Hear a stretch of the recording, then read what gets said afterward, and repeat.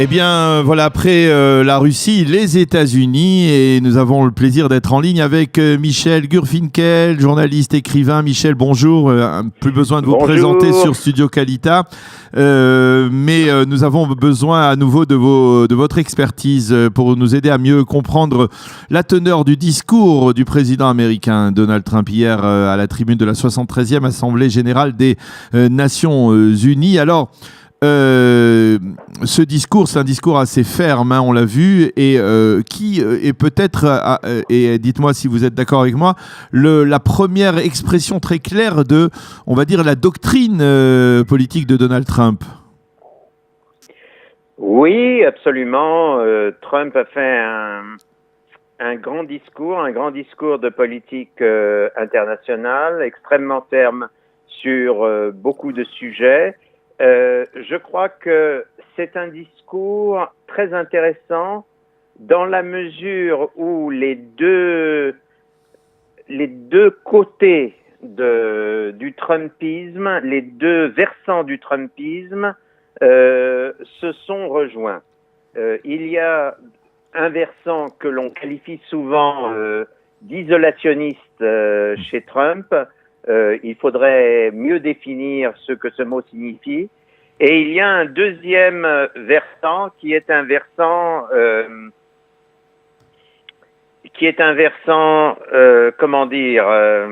réganien. La différence entre les deux est que le Trump réganien prend des responsabilités internationales et distingue les ennemis clairement des États-Unis et du monde libre, les nomme et s'attaque à eux, tandis que le Trump isolationniste a tendance à poser des questions embarrassantes, non seulement à ses adversaires, mais quelquefois aux alliés traditionnels des États-Unis. Cette fois-ci, dans son discours, les deux versants, les deux approches se sont rejoints. Nous avons une doctrine cohérente, qui est une doctrine de responsabilité. Donc les États-Unis persistent à assumer leurs responsabilités internationales tout en demandant, bien entendu, au monde occidental dans son ensemble, au monde libre, d'assumer les siennes également. Alors, j'écoutais les commentaires de certains analystes qui insistaient en particulier donc sur ce protectionnisme, sur ce repli de l'Amérique, sur un discours qui est finalement un discours présenté dans lequel le président américain a insisté avant tout, et on l'a vu d'ailleurs au début, ça a même fait sourire certains des délégués, insister sur ses acquis intérieurs, en politique intérieure, ses résultats économiques. Donc, c'est pas cet aspect qui était dominant, à votre avis, dans le discours d'hier ? Écoutez, je ne pense pas que c'était... je répète, hein, il y a les deux versants du Trumpisme étaient dans son discours. Donc, il y a ce discours-là aussi. Maintenant, lorsque Trump dit qu'il est content des résultats de son administration depuis 2 ans, il y a des gens qui ricanent bêtement dans l'Assemblée générale des Nations unies. Rappelons ce que c'est que l'Assemblée générale des Nations unies. C'est une réunion de représentants de pays dont un tiers sont des pays qui n'existent pas, qui ne fonctionnent pas, qui en fait sont comme s'ils n'existaient pas, et il y a un autre tiers de pays qui sont des pays autoritaires, des pays antidémocratiques. Alors si ces pays-là ricanent de Trump, franchement, je ne vois pas où est le problème. Mais la réalité que tout le monde reconnaît aux États-Unis, c'est que actuellement l'économie américaine marche bien. Actuellement, le chômage est extrêmement bas aux États-Unis. Il y a un retour de la prospérité et de l'optimisme économique. Cela se traduit d'ailleurs par des chiffres intéressants. Vous savez que les médias américains sont violemment anti-Trump, donc on ne s'étonnera pas à partir de là que l'indice de popularité du président Trump n'ait jamais dépassé, pratiquement jamais dépassé les 50%. Mais je constate qu'au cours des dernières semaines, cet indice de popularité a tendance à remonter. Il est en train de prendre quelques points de plus par rapport à ce qu'il y avait il y a quelques semaines, ce qui veut dire simplement que lorsque l'échéance électorale se rapproche, il est possible que beaucoup d'Américains sont en train de se dire « Moi, je regarde ce que j'ai sous les yeux et la chose la plus importante, c'est que pour l'instant, l'économie va bien, les gens ont du travail et tout ça est une bonne chose. » Et quand les gens ont du travail, tout le monde a du travail. C'est-à-dire pas seulement on a accusé Trump de racisme, les premiers chez qui le chômage baisse actuellement aux États-Unis, ce sont les minorités, ce qu'on appelle les minorités aux États-Unis, c'est-à-dire les Noirs et les Hispaniques. Donc, je crois que Trump était dans son droit en parlant d'un bon, comment dirais-je, bilan intérieur. Maintenant, revenons sur toutes les questions qu'il a posées. Il pose la question des relations économiques au sein du monde actuel. Ce qu'il dit, en gros, c'est que il y a un certain nombre de pays... On ne va pas continuer à se faire exploiter. ...qui ont bâti leur décollage économique, et ce n'est plus seulement un décollage économique, ça devient, ils sont en train de bâtir, si les choses continuent de cette façon-là, leur suprématie économique de l'avenir, aux dépens des États-Unis et d'une certaine manière en exploitant... C'est la Chine, vous parlez de la Chine en particulier. On parle de la Chine, bien entendu, mais d'une certaine manière, on peut parler de beaucoup d'autres pays. Ce que Trump dit, c'est que maintenant, on ne peut plus continuer à faire ça.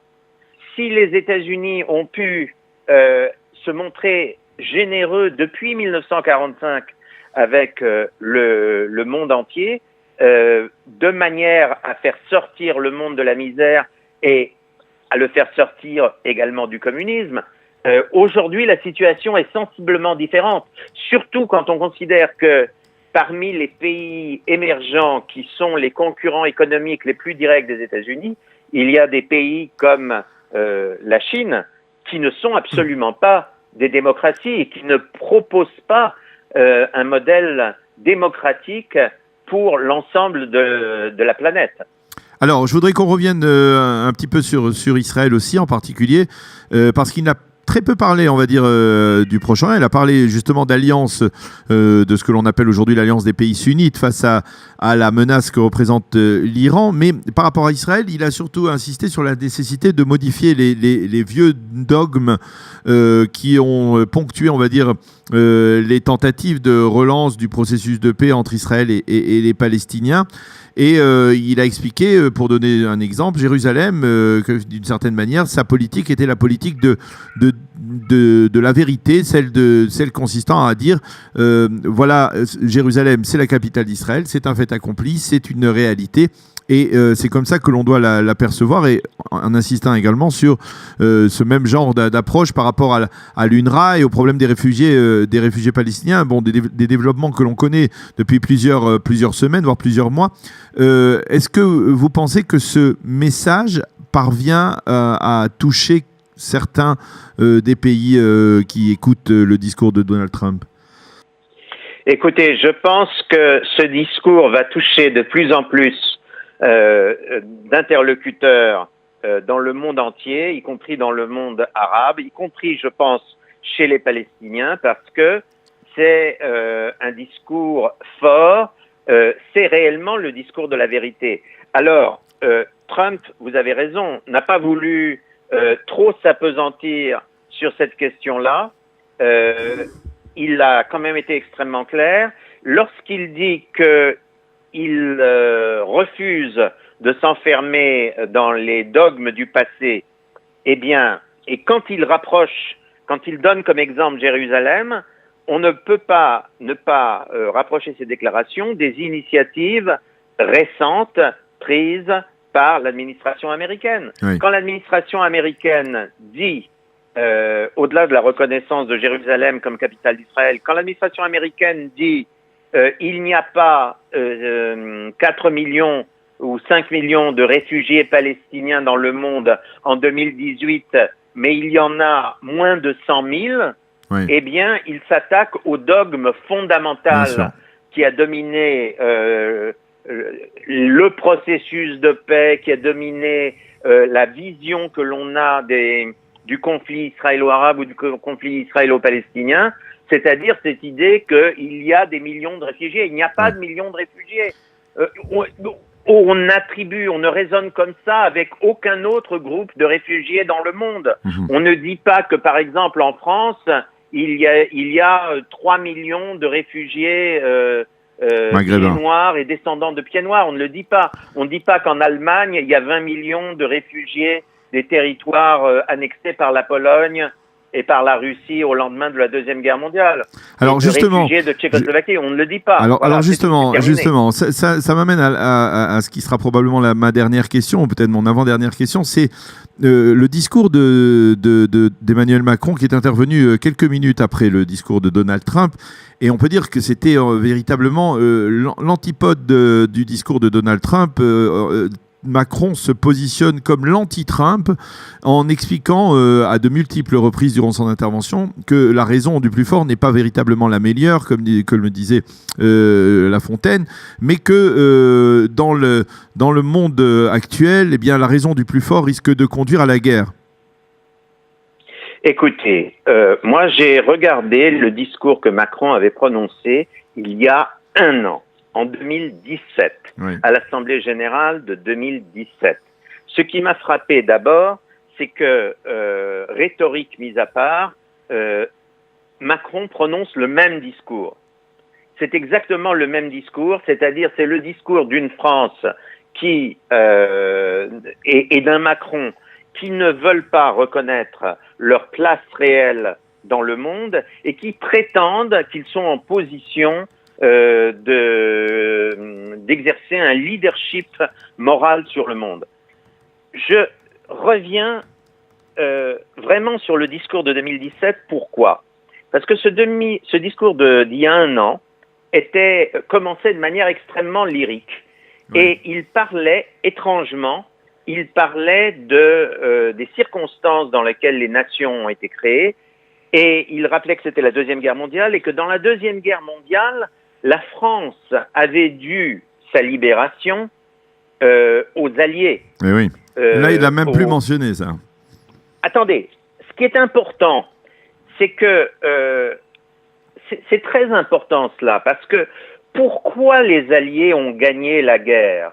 Ils ont gagné la guerre selon les paroles du général de Gaulle, parce que si la France avait été battue par l'Allemagne nazie dotée d'une puissance mécanique supérieure en 1940, l'Allemagne nazie a été vaincue en 1945 parce que les Alliés disposaient d'une puissance mécanique supérieure à celle de l'Allemagne nazie. Donc, pour citer le général de Gaulle et pour citer Blaise Pascal, il faut que la justice soit appuyée sur la force. La raison du plus fort est bonne quand elle est alliée à la justice. C'est ce que disait Pascal dans ses pensées. Et c'est ce qui est le réalisme pur, qui n'est pas l'antithèse de la justice et de la morale. C'est le réalisme géopolitique et politique pur. Or, ce que propose aujourd'hui Macron, il dit l'unilatéralisme, c'est une mauvaise chose, il faut le multilatéralisme. Qu'est-ce que c'est que le multilatéralisme ? Est-ce que le multilatéralisme, ce sont des assemblées des Nations Unies qui passent leur temps à condamner Israël et qui ne condamnent personne d'autre au monde, qui ne condamnent ni les agressions russes et l'annexion illégale de l'Ukraine, qui ne condamnent pas ce qui se passe au Venezuela, qui ne condamne pas les génocides qui se sont déroulés malheureusement sur la terre à la fin du XXe siècle, qui sont imperturbables devant le viol du Tibet par la Chine, devant l'acquisition illégale par la Chine de pans entiers des mers du Sud. C'est ça le multilatéralisme. En réalité, Macron prépare, nous en avons déjà parlé me semble-t-il, et il faut revenir sans cesse là-dessus, il prépare pour le début du mois de novembre une conférence internationale à Paris. À nouveau, la France va se poser en inspirateur géopolitique mondial. À nouveau, cela faire sourire en réalité tout le monde. On va poser la fameuse question à la France de Macron que Staline posait à propos du pape. Le pape, combien de divisions? Oui. La France, combien de divisions? Je ne dirai jamais, parce que ce n'est pas vrai, je ne dis pas que la France est une petite puissance. Je ne dis même pas que la France est une petite puissance nucléaire. Mais il faut avoir le sens de sa puissance réelle et il faut comprendre que le multilatéralisme est quelque chose, c'est une mauvaise carte à jouer pour la France. D'ailleurs, pour poursuivre dans le même propos, le multilatéralisme a été utilisé pas plus tard qu'après, quelques minutes après l'intervention de Macron par Rouhani, qui a dit que lui était une sorte de chantre du multilatéralisme. La preuve, c'est qu'il avait signé l'accord de Vienne. Donc voilà ce que le multilatéralisme peut nous... C'est tout à fait ça. Vous Voilà. avez tout à fait raison de dire ça. Et d'ailleurs, je dirais encore une fois, à ceux qui se complaisent à souligner les ricanements qu'il y a eu, paraît-il, à l'Assemblée générale des Nations Unies.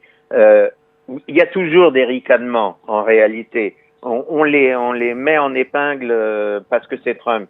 Mais soyons clairs, on a eu Trump qui a parlé vrai. Il a parlé, on peut discuter, on peut ne pas être d'accord avec tout ce qu'il dit, etc. Mais il a parlé vrai. En face, on s'est retrouvé, il a quand même parlé en champion de la liberté et de la démocratie. Et en face, qu'est-ce que nous avons?